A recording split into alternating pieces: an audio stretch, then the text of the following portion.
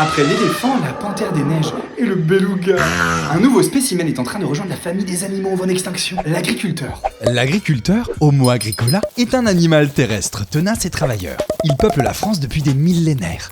Nous lui devons l'autonomie alimentaire, des savoir-faire ancestraux, mais surtout la présence de patates dans le gratin dauphinois. Malheureusement, Homo agricola est passé de 1 600 000 individus en 1970 à moins de 400 000 aujourd'hui. Et d'ici à 2030, c'est plus de 55% de la population d'agriculteurs qui va partir à la retraite, d'où l'urgence d'installer des paysans et très vite. Le saviez-vous, pour être paysan, il faut des terres. Et les terres, ça coûte cher. Pourquoi ça coûte cher? En moyenne, un agriculteur en France gagne 870 € par mois de retraite. Ce qui fait qu'ils doivent compenser leur retraite rikiki en allant chercher des thunes. Comment vont-ils faire des thunes? Eh bien en revendant leurs terres aux plus offrants.